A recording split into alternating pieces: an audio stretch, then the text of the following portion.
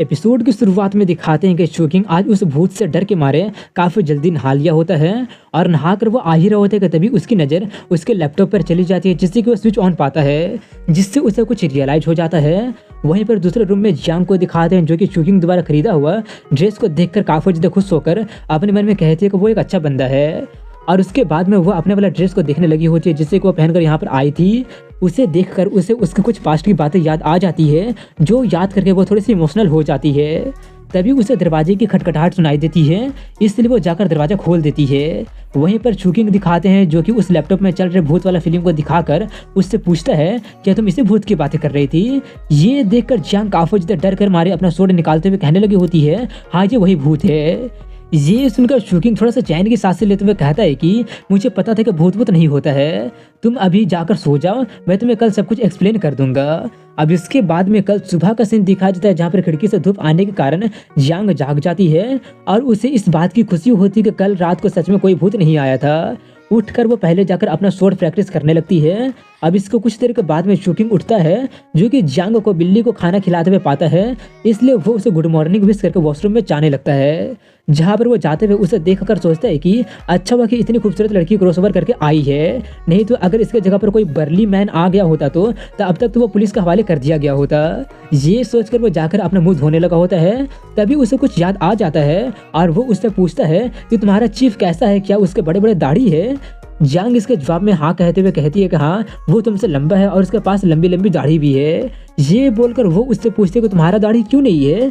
Shocking कहता है क्योंकि मैं एक स्कॉलर हूँ और कोई वाइल्ड गाय नहीं हूँ। ये सुनकर जियांग थोड़ी सी शॉक्ड होने का दिखावा करते हुए कहती है कि इस एरा के स्कॉलर का भी दाढ़ी होता है, कहीं इसका मतलब तुम्हारा। उसका बात को पूरा करने देने से पहले वो गुस्से में चिल्लाने लगा होता है कि मैं एक नॉर्मल बंदा हूँ, हमारे पास रेजर होता है जिसका यूज दाढ़ी को काटने के लिए होता है। ये बोलकर वो उसे तैयार होने के लिए कहता है, क्योंकि वो लोग बाहर में ब्रेकफास्ट करने जाने वाले होते हैं। वहीं पर जियांग थोड़ी सी गिल्टी फील करते हुए कहती है कि मेरा मोबाइल ख़राब हो गया है, इसे ठीक करने में ज़्यादा पैसा लगेगा क्या। ये सुबह से रिस्पॉन्ड नहीं कर रहा है। शोकिंग अपना टी शर्ट पहनते हुए कहते हैं कि वो टूटा फूटा या फिर ख़राब नहीं हुआ है, सिर्फ उसका चार्ज ख़त्म हो गया है, मैं तुम्हें एक पावर बैंक खरीद के ला दूंगा जिससे वो ठीक हो जाएगा। अब इसके बाद में वो लोग ब्रेकफास्ट करने जाने लगे होते हैं, जहाँ पर वो उसे एक पावर बैंक लाकर दे दिया होता है।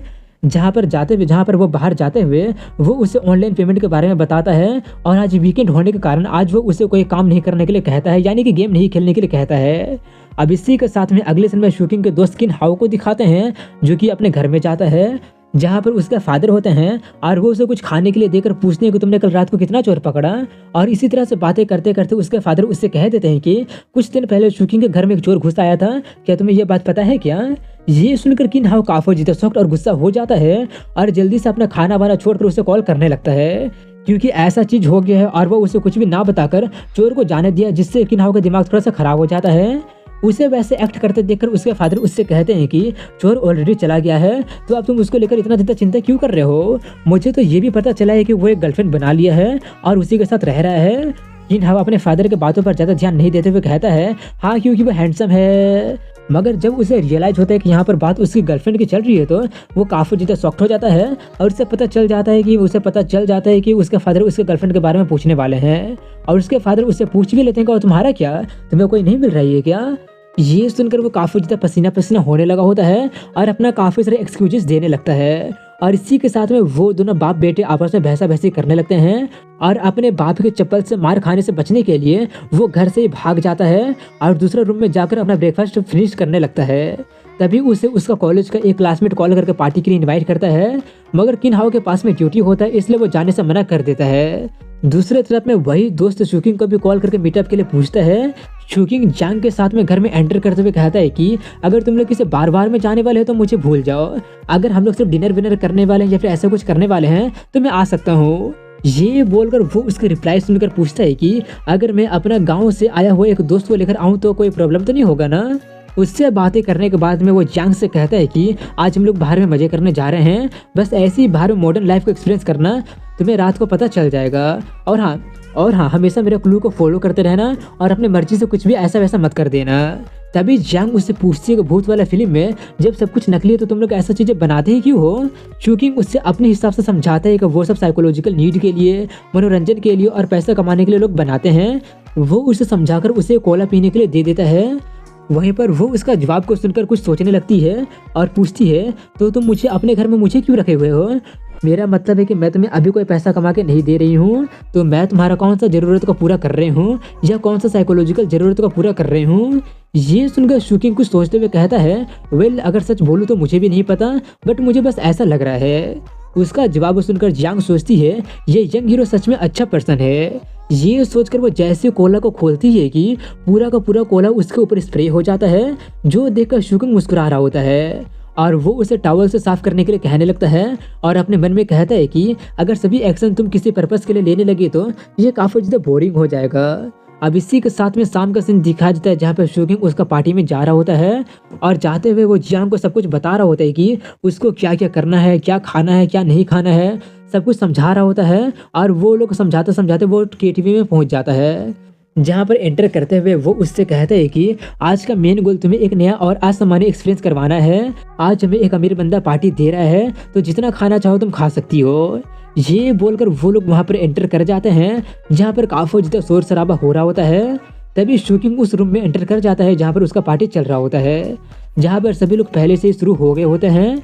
वो देखकर वो पूछता है कि तुम लोग मुझसे पहले शुरू हो गए हो क्या?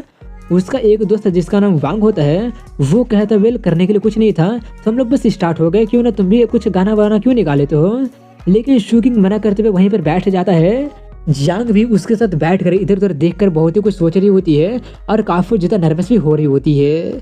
तभी शूकिंग उसे कुछ नट्स देते हुए कहता है, क्या तुम्हें भूख लगी है? अगर लगी है तो तुम अभी के लिए इसे खा सकती हो, जब सभी लोग आ जाएंगे तब हम लोग प्रॉपर खाना ऑर्डर कर पाएंगे। ये सब नट्स और सीड्स हैं, अगर तुम्हारी ताकत की बात करें तो इसे तोड़ने में तुम्हें ज़्यादा प्रॉब्लम नहीं होनी चाहिए। मगर काफ़ी ज़्यादा शोर होने के कारण जियांग कुछ सुन ही नहीं पाती है और वो फिर से पूछती है, इसलिए वो उसका करीब जाकर उसे बताता है कि उसे तोड़कर खाना है। जियांग काफ़ी आसानी से उसे अपनी 2 ही उंगलियों से तोड़कर रख देती है और तोड़कर खाने लगती है, जो कि उसे काफ़ी ज़्यादा अच्छा लगता है। वहीं पर ये देखकर शूकिंग सोचता है कि इस तरह के शोरगुल वाले जगह में मुझे नहीं लगता है कि कोई जियांग को इतने आसानी से नट्स को खोलते हुए देख पाएगा। अगर कोई देख भी लेता है तो वो लोग इसके ताकत से थोड़ा सा चौंक जाएंगे, जो कि गांव वाले के लिए नॉर्मल बात होना चाहिए, तो उन्हें ज़्यादा हैरान होने की ज़रूरत नहीं होना चाहिए। ये सोचकर वो भी पार्टी में शामिल होते हुए ड्रिंक करने लगा होता है। उसे ड्रिंक करते देखकर जियांग भी पीने के लिए मांगने लगती है, मगर वो उसे देने से मना करते हुए कहता है कि लड़कियों को अपने आप को बचाव करने आना चाहिए और पीना पीना नहीं चाहिए, ये एक बैड हैबिट है। ये सुनकर वो पाउट करते हुए कहने लगी होती है कि मैं पहले भी पी चुकी हूँ तो मुझे नहीं चढ़ेगा, मगर फिर भी शूकिंग उसे किसी तरह से मनाने लगता है ताकि वो पीने से मना कर दे, लेकिन इसका कोई फ़ायदा नहीं होता है और वहीं पर शूकिंग ही उसे मना लेती है। इसलिए वो हार मानकर उसे थोड़ा सा पीने के लिए दे देती है, जिससे कि जियांग काफ़ी ज़्यादा उम्मीद के साथ पीती तो है। उसे पीता देखकर वो पूछता वेल कैसा है? जियांग थोड़े से निराश होकर कहते हैं ये अच्छा नहीं है, मगर शूकिंग सुन नहीं पाता है, इसलिए वो फिर से पूछता है। इसलिए वो करीब जाकर उसका कान में कहने लगती है। दूर से वो सब देखकर लग रहा होता है कि वो लोग किस करने वाले हैं, इसलिए उसका दोस्त वांग चिल्लाने लगा होता है अगर तुम लोग क्या कर रहे हो, लेकिन शूकिंग उसे सू करके गाना गाने के लिए बोलकर डिस्टर्ब नहीं करने के लिए कहता है। वहीं पर उसका दोस्त वांग उसके पास से जाकर उसके कंधे पर हाथ रखकर पूछता है कि मैं पूछना चाहता हूँ कि क्या ये तुम्हारी गर्लफ्रेंड है? तुम उसे हमसे इंट्रोड्यूस क्यों नहीं करते हो? शूकिंग उसका हाथ को अपने कंधे पर से हटाते हुए कहता है कि वो मेरी कोई गर्लफ्रेंड नहीं है, सिर्फ एक दोस्त है जो कि गांव से आई है, उसका नाम जियांग है। ये बोलकर वो जियांग से कहता है कि इस बंदे का नाम वांग जीजून है, ये एक लेजिट रिच मैन और लैंडलॉर्ड है। ये सुनकर वांग चिल्लाते हुए कहता है कि ऐसा कौन इंट्रोड्यूस करता है, और पूछता है क्या तुम दोनों सच में सिर्फ दोस्ती हो? अगर ऐसी बात हो तो ठीक है, मुझे भी उससे दोस्ती करनी चाहिए। मगर उसका बात को पूरा करने देने से पहले ही शूकिंग उसे वहाँ से भगाने लगता है। वांग पूछता आखिर मुझे में कमी ही क्या है? वो कहता है क्या तुम मेरे जैसे लंबा हो, मेरे जैसे हैंडसम हो?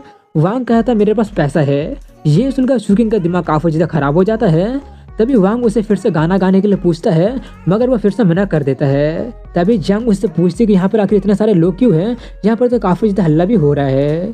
ये सुनकर वो सोचता है इसे यहाँ पर लाने की ज़रूरत तो नहीं थी, लेकिन इसके जैसा अलग तरह का एक्सपीरियंस लेने में हेल्प कर सकता है। ये सोचकर वो उससे कहता है कि तुम इसे एक सेलिब्रेशन का जैसा ट्रीट कर सकती हो।